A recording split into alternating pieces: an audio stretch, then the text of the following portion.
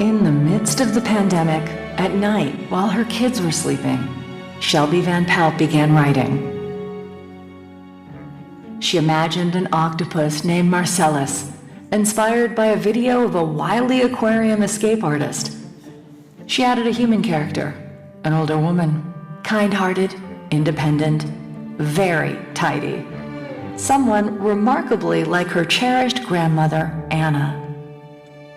An unlikely friendship was born. Their story grew into a bestseller that sold more than 1 million copies, became a Today Show book selection, and captivated book club readers everywhere. This past weekend, that remarkable debut novel by a former financial consultant came to life on screen as Remarkably Bright Creatures, the movie. Starring Academy Award winner Sally Field, actor Louis Pullman, and Alfred Molina, the Tony-winning actor whose previous roles include Dr. Octopus in 2 Spider-Man films as Marcellus the Octopus. Let's take a peek. Humans, for the most part, are inept creatures. Toba, I'm not touching some random kid's gum. I'm not asking you to chew it. Just get it off the floor. From this side of the tank, I've seen it all. I suppose you're the person they hired to take over for me? I really need this job. Circular motions, not up and down. Of all the humans, I suppose I mind the cleaning lady the least. After a whirlwind Hollywood premiere this past week, Shelby Van Pelt returns home to the Pacific Northwest to share her remarkable journey. I'm going to come to Spokane to do a victory lap, she told us. And tonight, Northwest Passages is proud to host Shelby Van Pelt in conversation with Spokesman-Review managing editor Lindsey Treffry. But first, a few words from another remarkable guest. Please welcome Marcellus the Octopus to the Northwest Passages stage.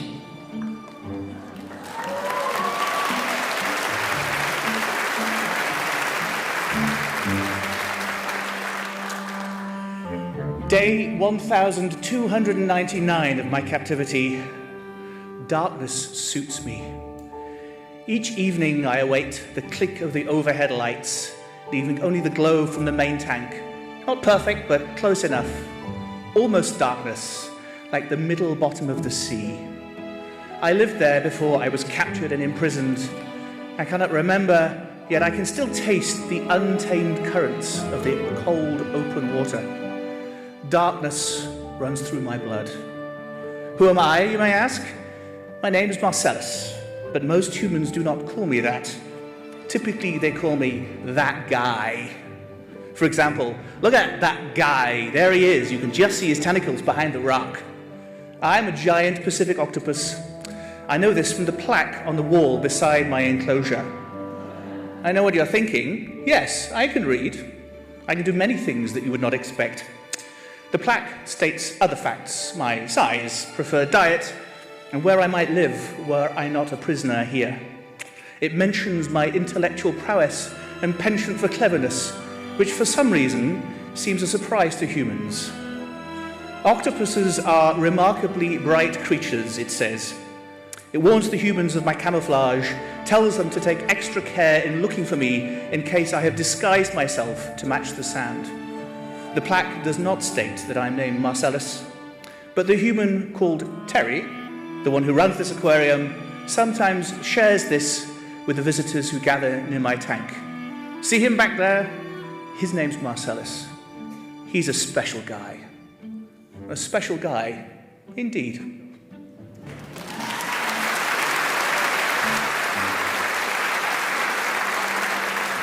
All right. How cool is that? I own bubble machines now. If any of you'd like to have a party in the backyard, we'll do it. So let me guess. So you know us here. Hang on. We don't just cover things. Did any of you read this full page from? Wasn't it great? It was one of my favorite further reviews of all time, and I just love that. We should run more headlines with sucker in them. So And Lindsey is one of my favorite writers, and I love that she wrote this and interviewed Shelby ahead of time. Then there was this big movie, which made us decide we should re-release our First Amendment beer as Remarkably Bright Creatures beer. There's a way to get some, and we'll talk about that later. So, I want to bring out Lindsey and Shelby. Let's everybody welcome them, okay?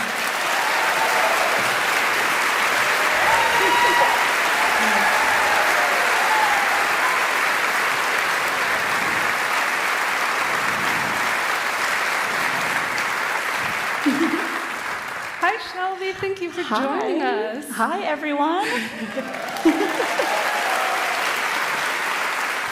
You are just coming off a whirlwind trip from Hollywood, so it makes sense that you're here in Spokane now. Yeah, basically the same thing, right? Yeah. But I think there's a few guests in the audience who came to see you beyond the audience, but some people who live here. Yeah, I have some family here in Spokane, so they're here in the front row. Welcome. So I want to dive right in. Did you do that on purpose, dive right in? No. I should take credit for that, though. Thank you. We just saw the screen adaptation with Sally Field in there. Can you just walk everyone through the journey from page to screen? Yeah, so I learned so much during this journey. This is my first novel, so obviously it's the first time I've ever been part of an adaptation. And there's a lot of steps to it. We sold what's called the option, which is just the right for them to develop the film. And we did that back in 2022 when the hardcover came out.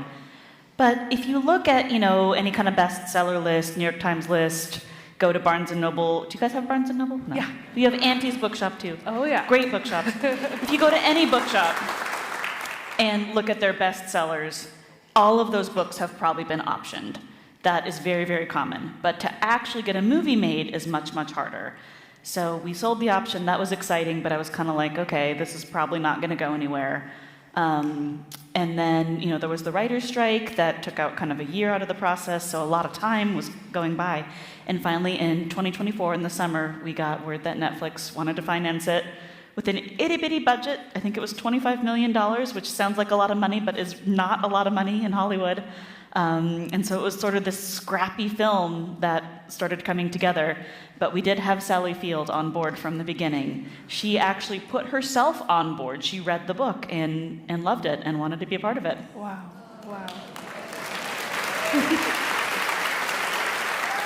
So what was your most memorable part of the film experience?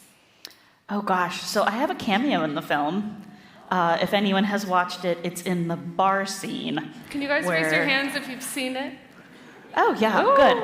See, thank you to all of you because you're keeping it at #1 on Netflix. No, I got to do a little bit of background work in this scene where the character of Cameron is playing in open mic night at this local bar, and I got to be in the audience, and that was very cool. Amazing. And Lewis Pullman was actually singing and playing the guitar. That was the Radiohead cover, right? The Radiohead cover. So beautiful. Yeah. Awesome. And Sally Field plays Tova, our main character in the book, but Tova's inspired by somebody near and dear to you. And she looks a lot like Sally Field in some ways. Doesn't she? I know. Yeah. It's uncanny. So can you tell me what your grandmother meant to you and why you decided to use her in this book? Well, so, when I started writing the book, it truly did sort of start with an octopus. And I had this sort of diary that this octopus was keeping in captivity. And I kind of thought, well, I need to have a human in here with him. And so my grandma Anna, who I grew up living next door to her in Tacoma, Washington, and she was always cleaning. She loved cleaning, which is not something that I inherited, unfortunately. But she would take these jobs, cleaning like church basements. I think she would clean like the community room at Pacific Lutheran University. And she was well into her, I think, 80s at this point. And she was doing these jobs not because they desperately needed the money, but because she just needed something to do. And so I thought, what if it was that setup, but this person is coming to clean the aquarium because they need something to do. And I infused the character of Tova with a lot of my Grandma Anna's sort of mannerisms, the way that she spoke, the way that she acted, and really just this sort of ethos that everything is always just fine. I was very close to my grandmother, and I feel like I knew her very well, but it was sometimes hard to know what was really going on in her mind. She sort of kept a little bit of a shell around her, and everything was always just fine. So, I brought those elements of her sort of into this character of Tova. Obviously, the circumstances of Tova's life in the book are fictional, but there's a lot of my Grandma Anna in her.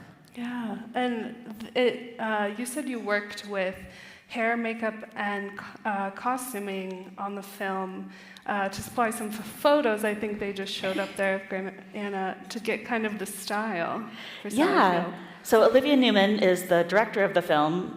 She also did Where the Crawdads Sing, which was an excellent adaptation.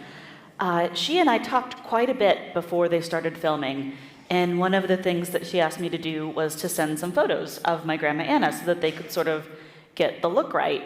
And they got it so right that it actually freaked me out a little bit.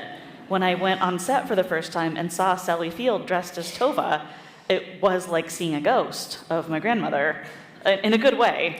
But yeah, just everything, her hair, her clothing. Western Washington, people tend to wear a lot of like wool cardigans. Like it's just you dress very practically for the weather. And they just nailed it. Speaking of dressing practically for the weather, Sally Field had to weather some big rainstorms over there. Poor Sally. No, she... So they filmed in Vancouver, British Columbia, in a little town called Deep Cove, which is just north of Vancouver. And the scene in the movie, if you've seen it, where they're releasing Marcellus, it's kind of the big emotional climax of the book. They did that at night, and it was raining, and it was about probably 45 degrees, and this was March in Vancouver. And I think that Sally was maybe not very happy that night. It was like everyone was a little like just wanted to get the take done and be done, but the other thing that I had heard about that night, because I wasn't on set for that, was that there was not a single dry eye among anyone in the cast and crew when they filmed that. Yeah. And not just because of the rain.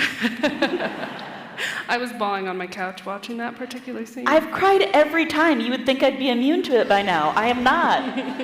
I was almost crying now just watching the trailer from backstage. I have one more question about Sally, and then we'll move on to your book. What's your favorite Sally Field movie? Oh, there are so many great ones to choose from. But I have a special place in my heart for Mrs. Doubtfire. We rewatched it with my kids recently, actually, before we went out to the film set, because I was trying to communicate to them, like, who Sally Field is and why this was a big deal. And the really funny thing to me about watching that movie, 20-something years later, I empathize with Sally Field's character so much more now that I have kids of my own.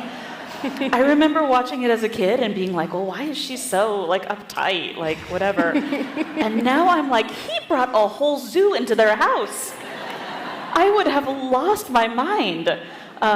Definitely have flipped sides on that one, but a great, great movie.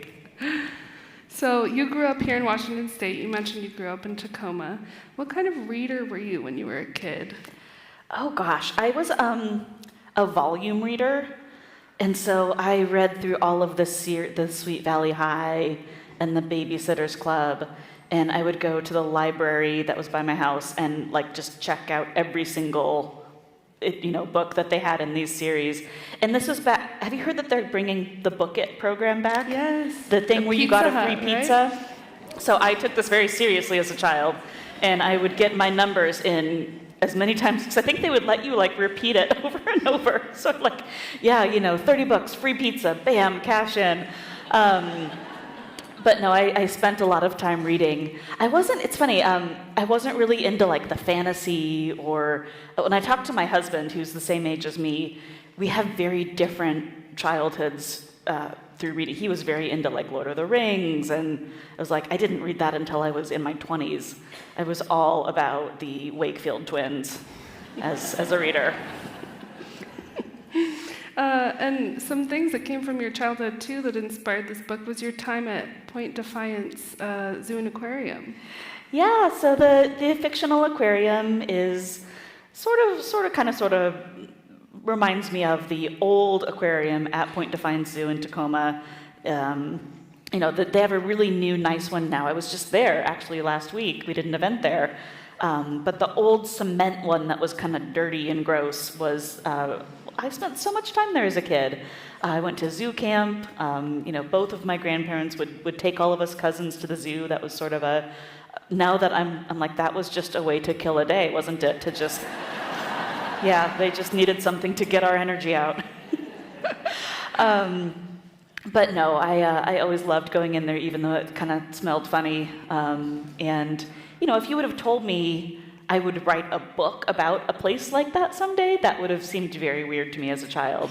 But it's strange the things that make an impression on you and sort of stay lodged in your brain for years or decades until something inspires you to bring them out again. And when did you actually start writing again, or writing at all? Did that start in your childhood, in college? Well, so I wrote a lot when I was a little kid, like elementary school. I would write what would probably be called fan fiction today, specifically Little House on the Prairie fan fiction. That was another big series I was into as a kid. I would fill up these notebooks with these stories of being in a wagon going west with my cats. You can't really go west from Washington State. There's nowhere to go. But that didn't matter. I was on the prairie in my mind. But then, as I got to be a teenager and a young adult, I very much fell away from any kind of creative writing. I did do journalism. I was on my high school newspaper, so I'm so glad to see the support for that in this community. That's awesome. It was a big part of my life as a high school student. And, I did some kind of nonfiction writing, I had a running blog for a while where I would, write about my track workouts, and that was interesting to someone, I guess. I don't know. Mostly, I think it was read by other runners who were also writing about their track workouts. This was sort of the blogging heyday of the aughts.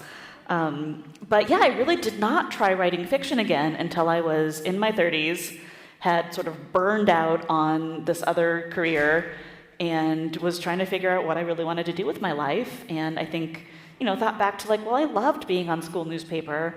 I loved writing about my track workouts so that 6 people could read about it. Maybe I could do some sort of writing, and tried to start coming up with characters and stories and ideas, and hit on the octopus thing, and really kind of just poked around at it for a long time before I got the energy and the motivation and the discipline to make it a full-on book. And you were poking around with Marcellus, right? Yeah. And that's where he was born. He was born probably 12 years ago, 13 years ago, the character. And I started to try to write a book, but I never got very far before I would get distracted or go back to... I did a lot of this where I would go back to the first chapter and write it again or polish it rather than sort of moving forward. And it wasn't until it was the end of 2019 I had a critique partner who had been doing that same thing with her major project for years, and we decided we were going to finish our books together, and 2020 was going to be our year.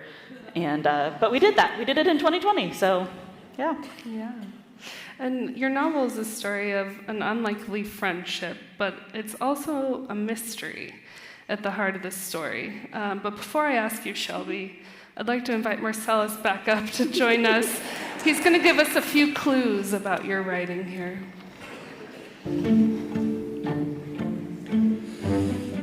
Day 1307 of my captivity. Humans have few redeeming qualities, but their fingerprints are miniature works of art. I'm well read in fingerprints. I suppose you could say it is one fortunate side effect of dealing with humans all day long, their trembling boogers and damp armpits, their sticky palms reeking of floral lotion and popsicle residue. But when the doors lock for the night and the lights dim, they leave behind a stunning, intricate mural on the glass at the front of my tank. Sometimes I spend quite some time staring at them, studying. Little oval masterpieces. I visually trace the grooves from the outside into the center, then back out to the edge again. Each one unique. I remember all of them. Fingerprints are like keys with their specific shape. I remember all keys, too.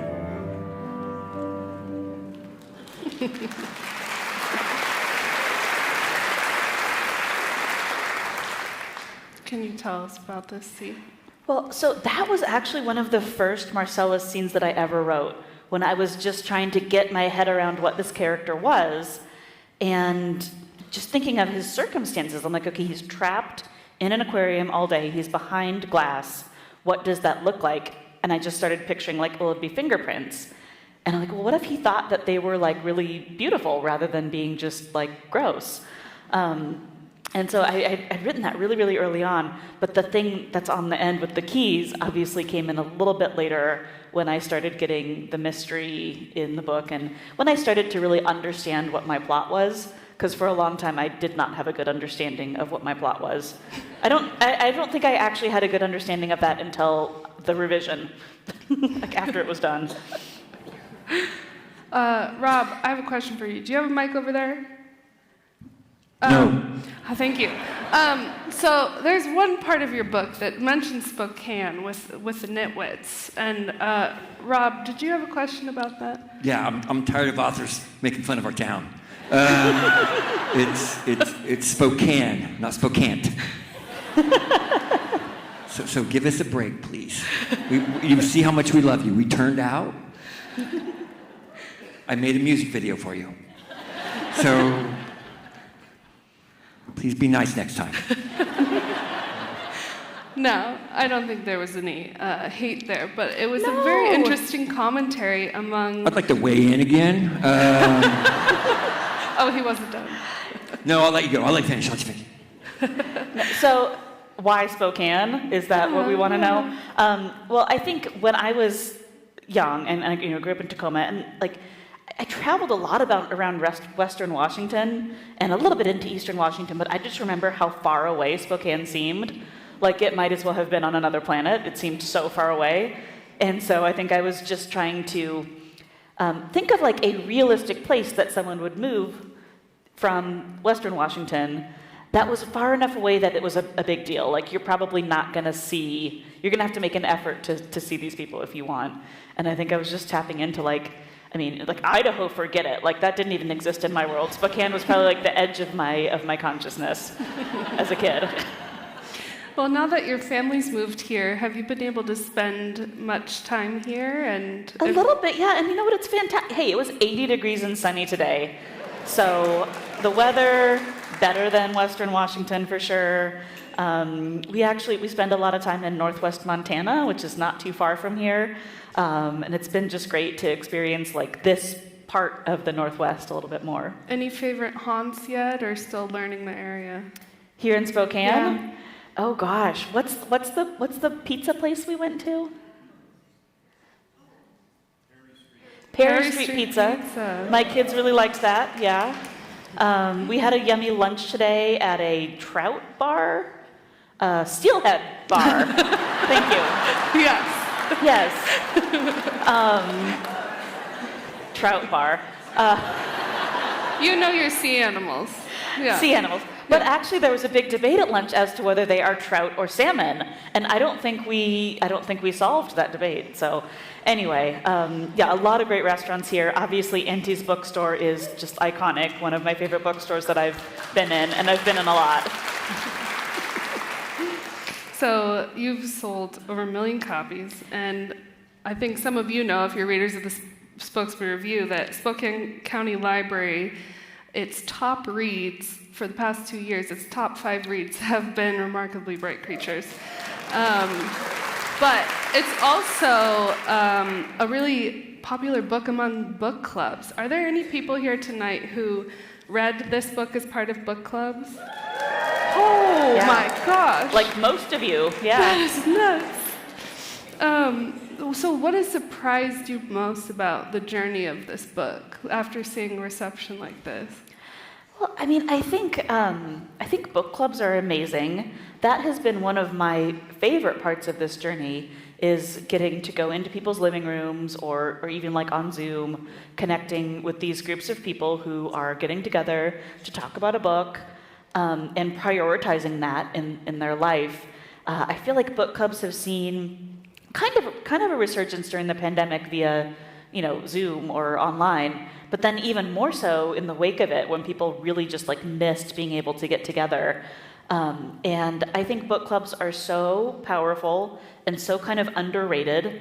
There are all of these, think pieces out lately about like, the loneliness epidemic and why is it so hard to make friends as an adult? And I think both of those things are very true and like things that I experience. But I think book clubs are the antidote to that. I have gone and sat in book clubs in someone's living room and watched these incredible conversations unfold. Deeply vulnerable, deeply meaningful conversations on the sort of thing that it's hard to have unless you've been friends with someone for, say, decades. But when you get together around a book, you get kind of like a shortcut to that like deep place of true meaningful relationships. And I just think that is such a magical thing about books and book clubs and communities reading together. It just really allows us to get this like pathway to connect to one another. And we're lacking that, like we are. I mean, like I said, there's all these news articles about it, I feel like, in the last few years. So yeah, I think book clubs are fantastic. That has been one of my favorite parts of being an author, is getting to participate in that and experience it.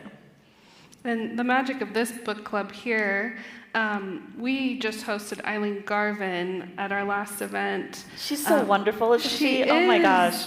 She's a good friend of mine. Yeah, can you tell us how you know her? Well, her people reached out to my people when her book Crow Talk came out, probably about 2 or 3 years ago.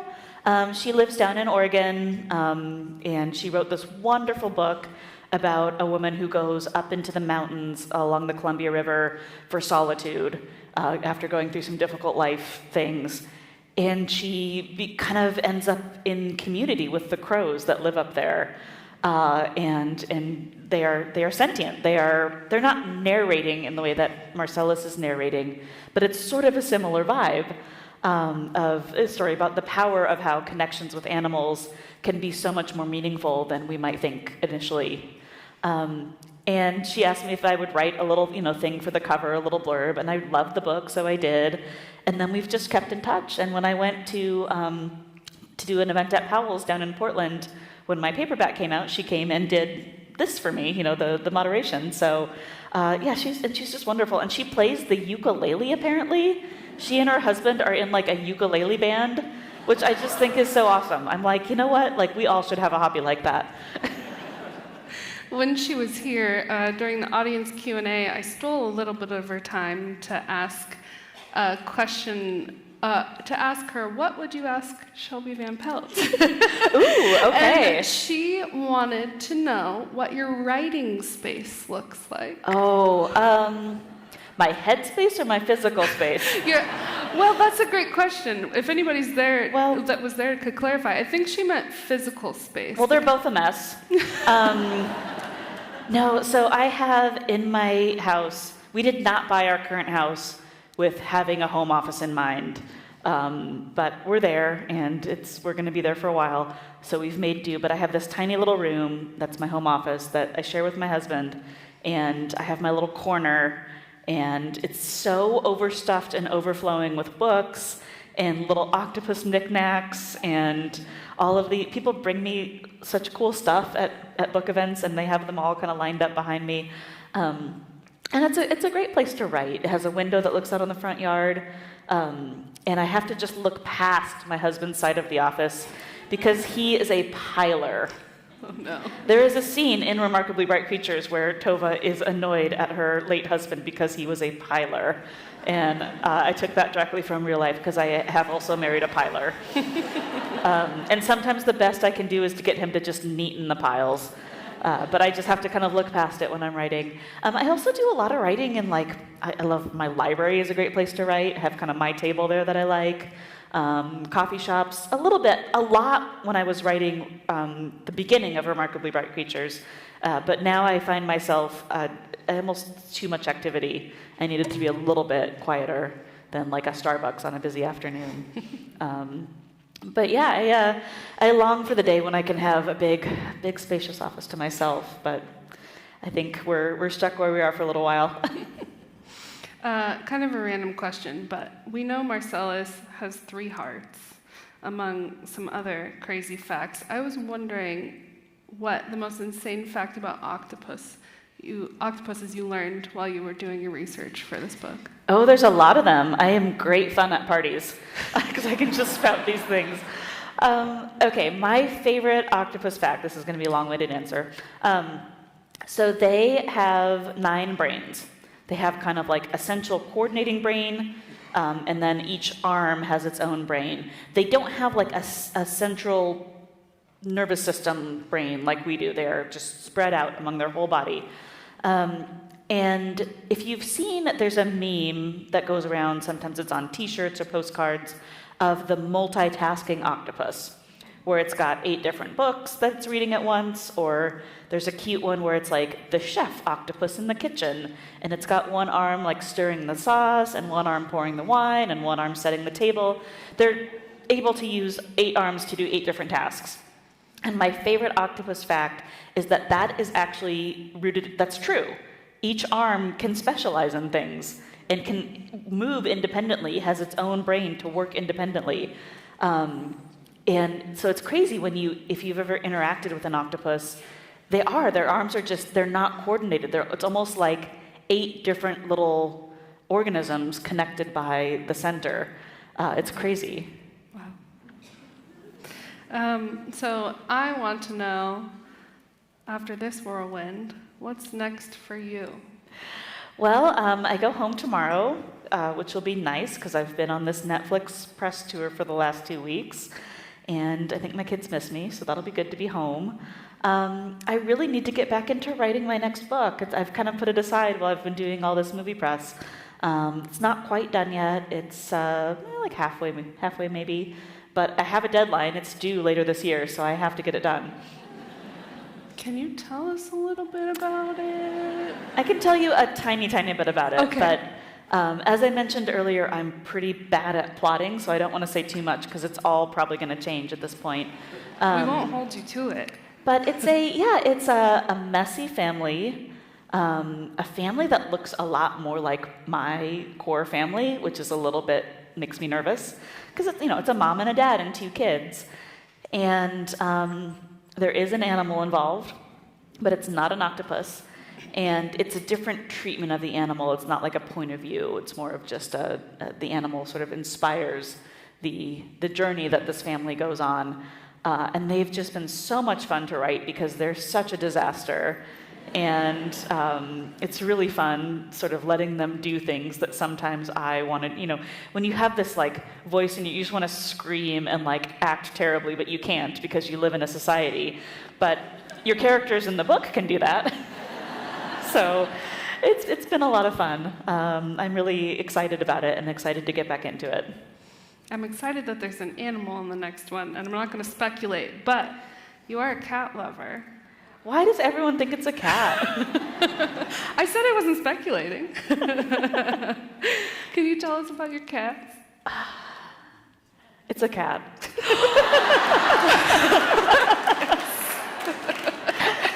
It's a cat, but it's not like a cat book where it's like the cat's talking to you. Like it's just the cat does something that sort of inspires them to have to do something else.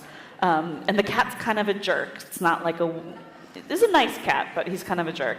But my 2 cats can be jerks sometimes, as all cats can be.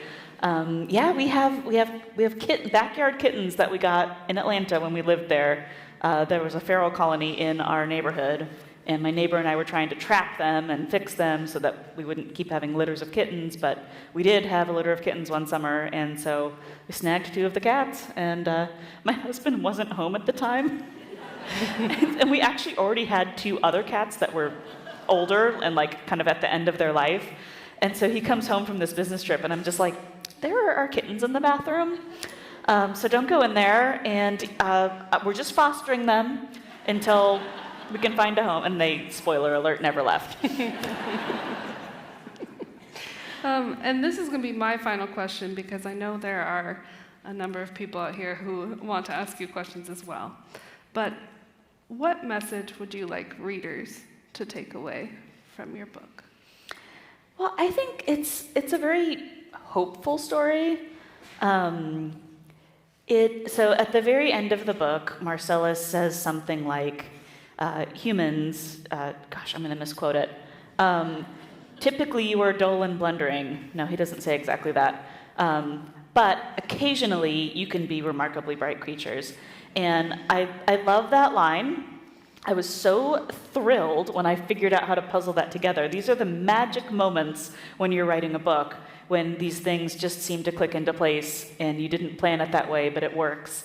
But I do think that the word occasionally is doing a lot of heavy lifting in that statement. And it's not necessarily a book about how humans are so great all the time, because we're not. I mean, look at our world. Our world's kind of a mess. And we can be really awful to each other, especially when we're hiding behind, a computer or a phone and posting online. And so I think humans can be good enough of the time that it's like worth having hope, is what I always think that Marcellus is sort of saying in that line, that it's not a glowing review by any means. Humans do not get 5 stars, but maybe we get 3.5. And there's enough there to work on that maybe we can get to 4 stars. Thank you so much for answering all my questions. And I would love to open up the floor to the audience. Yeah, we'll go and I love you up there, but I'm not going up there today. So I'll try on this side and move my way over to there if there are questions to play Stump the Author. Where are the questions in the audience? I was so excited to be able to do a book bundle with this. Thank you for pointing that out. Hi, so first of all, the book was amazing. Well, thank you. And second, my question was, can you tell us maybe what the title of your next book would be and how... It truly doesn't have a title yet. I don't, it's TBD. So Remarkably Bright Creatures didn't have a title until I had finished writing it and was getting ready to query it to agents. It was saved on my computer as like Marcellus.doc. And then one of my writer buddies was like, you need to have a title for your book. And I was like, yeah, probably that's right. And it was a whole process of going through and trying to figure out what the title should be. So I'm sure it'll be a similar process this time, or maybe it'll jump out at me earlier. But no, very sneaky. No, I cannot tell you, because it does not exist. Here you go. Hi, Shelby. Hi. Have you had any personal interactions with an octopus like Tova did? Yes, although I did not get to have it until after the book was out. I always thought when I was writing this, again, I kind of got serious about it like in end of 2019. And I thought, okay, I'm going to get the draft done, and then I will call up Shed Aquarium in downtown Chicago, which is a world-class aquarium, and tell them that I'm an author who's written a book and ask them if I can come meet their octopus. And in hindsight, I'm like, that was delusional. They're not just going to like, oh, okay, like you wrote a book, I think people pay like $500 to have that encounter. They were not just gonna like let me go hang out with their octopus. But it ended up not even mattering because COVID hit and everything was shut down. And I remember having this moment of like, do I wait and try to like do this in-person research? Or do I just go ahead and submit it and kind of hope for the best? And I hoped for the best, and I have since had that type of encounter. And I'm happy to say that I think I got it mostly right in the book. So yeah, it's very, it makes you feel very much not in control to touch an octopus, especially a big one. The suckers are so strong, and there are so many of them.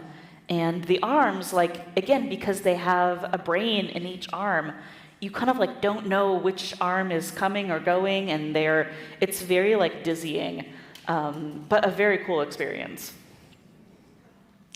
Thank you for your book.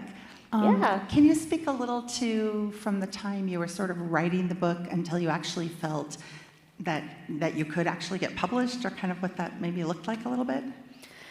Yeah, I mean, I think I did it sort of the traditional old-fashioned way, which is called cold querying. So you finish your whole manuscript, you get it as done as you can get it, perfectly polished, and then you send it out to agents. You have to have an agent in order to have a traditional publisher. And, you know, these people haven't asked for your book, and most of the time they don't even write you back. And there's authors who spend years and years and years in the querying trenches, sending their work out to these agents and just hoping to get a bite. I got pretty lucky. I sent out to one batch of agents, and I only heard back from one of them, but she's now my agent. And I think I just hit her at the right time. I had a really lucky little timing thing, because the documentary, My Octopus Teacher, had come out right as I was querying my manuscript. And so octopuses were all of a sudden at the front of pop culture, and I think that really helped there be a little bit of like urgency with it. So like, okay, we better publish this book while octopuses are still hot type of thing. But actually, you know what? 5 years later, they're still hot, so they're not going anywhere. Hi there, Shelby. Hi. I teach English at a high school, and we are actually teaching literary analysis with your book currently. Oh, wonderful. And it's super cool seeing kids get really into your writing and the characters. And I was just wondering, so I could take it back to the high school, was there a book or a character in a book that you read in high school that you really resonated with? And like, kids really love Tova, and of course they love Marcellus. Was there someone that inspired you, or a character or a book in high school? Oh my gosh, I feel like I was kind of a bad student in high school. I remember we read Lord of the Flies, and we took an entire semester with that, and I was bored. And then we were assigned the Scarlet Letter, and I never finished it. The book that I always come back to, and maybe this is too juvenile for high school students, but I truly think that Charlotte's Web is an incredible book. And it proves that you can have this crazy animal story and have it feel totally real. And I just think it is such a triumph of the imagination, really, that book, that you have these talking animals, but yet it feels grounded. I guess maybe Animal Farm, totally different type of animal. But I also read that one in high school, and it's obviously a bit darker, but I think there's going to be an Animal Farm movie, so that might also be a good, timely one to read, and not be too depressed, hopefully, afterward. Hi, Shelby. I have spent a lot of time scuba diving, and I've seen many octopi. And I loved your treatment of the octopus, but I saw it more as a vehicle, because while they're dang smart, I didn't see all the things that maybe you had seen, and it was going to be a stumbling block for me at first. But then I started seeing more to your book, and it was really more about the human characters and the situations they were in, and you portrayed it so beautifully. And I just wanted to, maybe thank Marcellus, but also thank you for some real tender and kind moments. Well, thank you for sticking with it. I did want Marcellus to feel real, so I tried to make everything he was doing in his physical world be very possible for an octopus to do. But obviously the stuff in his head is the fantasy. Over here. I first came to your novel through the audiobook, and I read that you really loved Alfred Molina's depiction of Marcellus. I'm wondering what you thought of Michael Urie's. Oh, they're both so good. So good. So yeah, Michael Urie does the narration in the audiobook, He is also on the show Shrinking, if anyone has seen it. He is the snarky lawyer friend in Shrinking, which I think is so funny because I just watched that show and I'm like, it's Marcellus. But no, I think they're just different. Alfred's take is a little bit warmer, I think. And I feel like you kind of need that for the film version because you just have less time with him. I mean, Marcellus is truly going on a character journey, a character arc, like everyone else. But it has to be so efficient because there's just not that much time in the movie, and there's even less sort of screen time that they can give to the octopus because the visual effects are so expensive. And so I think Alfred was a great choice. He sort of starts out almost part of the way there. He's a little bit warmer, but still like has that sarcastic edge that I think Michael Urie did so well in the audiobook. Yeah, they're both wonderful. Why was there a basement room just for lutefisk? Well, it was for all the vegetables and things, like all the, I don't know, I feel like the house was supposed to be, you know, kind of built some time ago and built for a different era, and I really wanted it to be just like unchanged from that era because she has lived there so long. And I grew up in a house kind of like this that was built by a relative. My great-grandfather built the house that I grew up in, but we didn't have a cellar for lutefisk and root vegetables, unfortunately. It would have been fun. Okay, I'm all the way back here, and then I'm going to move over to the other side. Hi, Shelby. Hi. I've heard you speak before about several chapters, Marcellus chapters, that never made it into the book. And I would love to know if you have considered publishing a companion novel of those extra Marcellus chapters. Oh, the Marcellus, like, B-sides? Yeah, that would be fun. The challenging thing about that now is that Netflix kind of owns me. So I probably could do it, but it would be a little bit more complicated because the rights are wrapped up in the film thing. But no, I've definitely thought about doing something with them, or, you know, my agent and editor and I have talked about maybe we could use it for bonus material for like a special edition someday. But, you know, the ones that were cut, I don't want to say they weren't good, but truly I think the best ones made it into the book. I would probably have to do some work on the ones that got cut and try to actually make them good. The one that got cut that I think is best was a scene where Marcellus sneaks into Terry's office. It's when he is trying to explain how he knows that Tova and Cameron are related. And he sneaks into Terry's the director of the aquarium, sneaks into his office, and Terry had left the TV on. And Jerry Springer is on TV. And it's one of these shows where it's like, you are not the father, and you are the father. And Marcellus is going, yeah, I know. I could tell from the moment they came on the screen. And I don't know why my editor was like, I just don't think we need it. And I was like, okay. But yeah, there's a few of those out there. All right, I've got a question here, then I'm going right over to you, lady. Why did you choose an octopus for your main character? Ooh, that's a great question. Well, I think that octopuses are a little bit special in that, unlike other really intelligent animals, we don't know everything about them. They are so different from us in the way that their bodies are laid out. They almost seem a little bit alien. And I've heard even scientists, like marine biologists, will say there's something about them. They seem like they're just like not quite of this earth.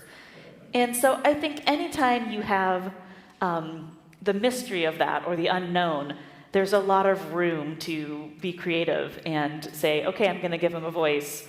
Like, okay, I'm going to let him be able to read.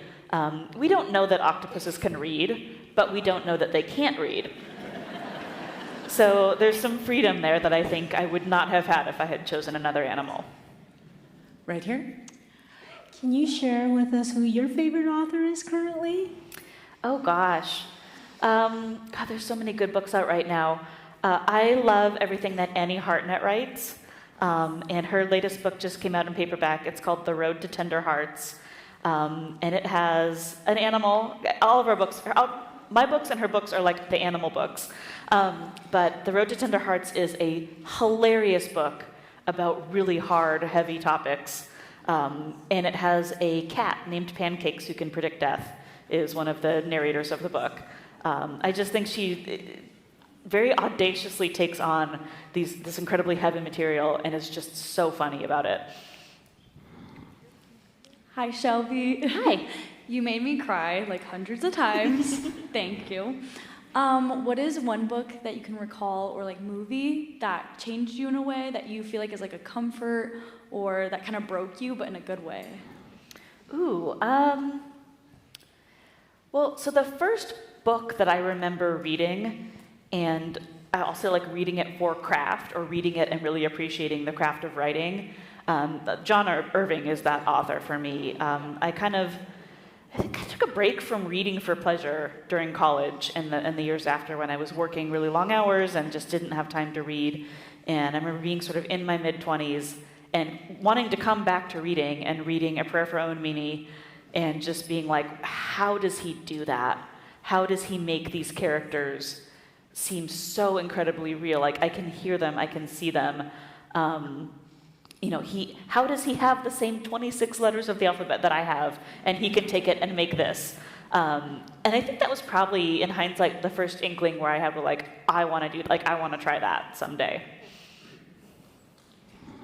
Hi. Hi. I forced all of my family and all my friends to read the book before we ever watched the movie. We waited with bated breath, because we all know, then you know the background, you know what motivates them, the feelings. But with this movie, is there anything that you would have liked to, now that it's completed, have added or taken away, or some way you would have changed it at all? No, I think they did a really good job in the movie of adding in little details that call back to the book, even when there might not have been time to fully explore those scenes. And a few of them were because I gave notes on every draft of the script, and I was always telling them, readers love this thing, you should try to put this in. And in a lot of cases, there just wasn't really space to explore it, but there's a few things like the Grateful Dead t-shirt scene finds its way into the movie, and it's only 10 seconds on the screen. But it's, 2 chapters or something in the book. So I think they did a really good job of bringing those things in. There's not a lot that I would change. They changed one thing about the ending that I don't know if I would do it the same way, because it's different than the book. But it works on the film, so I don't know. I don't want to spoil it for anyone if they haven't seen it. But you'll probably know what it is if you've seen the film and read the book. Hi, Shelby. I have sort of an unconventional question, and I'm guessing other people in the audience may share my experience. I'm a foodie. I lived near Greektown in Chicago. Their specialty was grilled octopus, and I loved it. And after I read your book, I can never eat grilled octopus again. Have you ever eaten grilled octopus, or would you? Oh, I have, yeah. Before I went on this journey, I think probably at a Spanish restaurant, I feel like I would have eaten it, but I haven't since I started this. And I don't judge. People can eat what they want to eat. We've done a lot of traveling as a family, traveling in Europe, Spain, Italy, in Japan. Japan was a little bit tough because they used the cute little octopus cartoon as the logo for the restaurant where they are on sticks and fried. But you know what? It's a big part of what the food culture there. So I just walk by. All right, I'm on my second to last question here. Okay. Shelby, thank you for the book, the movie, for this evening. I want more Marcellus. I need more Marcellus. Any chance of a Marcellus prequel? Anything? And can you give us any hope about more Marcellus? Okay, so this question comes up a lot, believe it or not. Prequel, sequel. I think sequel is kind of out just because of the way that the story ends. I feel like that ends where it does, and I wouldn't want to write another octopus because Marcellus was special. I have considered trying to do a prequel young Marcellus in the ocean. Here's the problem. And I've actually sat down and tried to write this. He's in the ocean before he's captured. Who is he talking to? Because I established some of that world building in the book that, okay, he cannot talk to other animals. His only sort of means of communication is like this journal where he's just, sending his missives into wherever he's sending them to the humans. But he wouldn't have known humans, I don't think, at that point. And he's not talking to the other animals. So I get stuck on that because I'm like, do I do a different sort of world building setup here? How would it work? And I'm not really good at like that science fiction-y fantasy part of the gig. So I don't know. If I can manage to answer that question, I think it would be fun to try.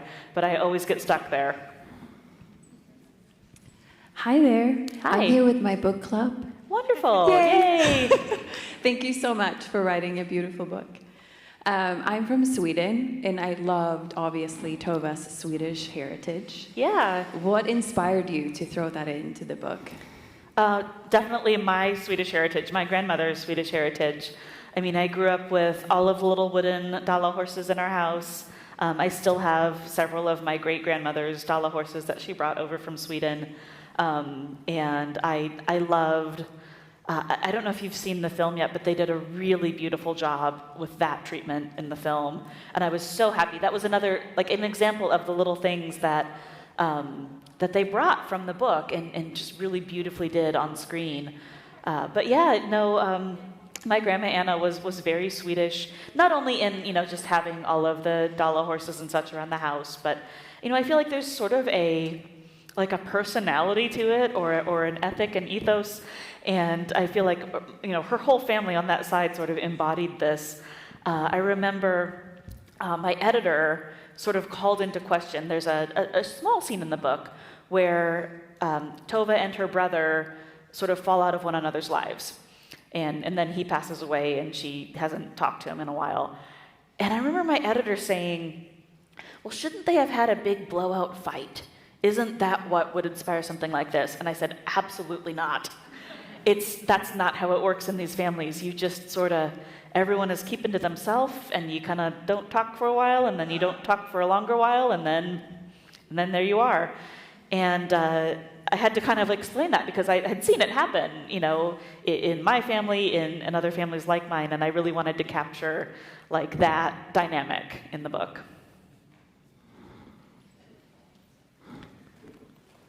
All right. All right, let's thank them. How fun was that? Thank you, Shelby. Thank you, Lindsey. So I got a couple other people I want to thank. Let's thank Christy Burns. We've been doing this for 6 years together, and she is the hardest working person. She's the one who runs around and gets the questions, and I get winded when I type too fast. So and let's thank the Coles family. I've never seen generosity like this before. So Shelby's books are going to be in the lobby for purchase, and she's agreed to stick around and sign them and take photos. But let's let her make her way to the lobby before we leave so that she can get out there, and I promise to entertain you.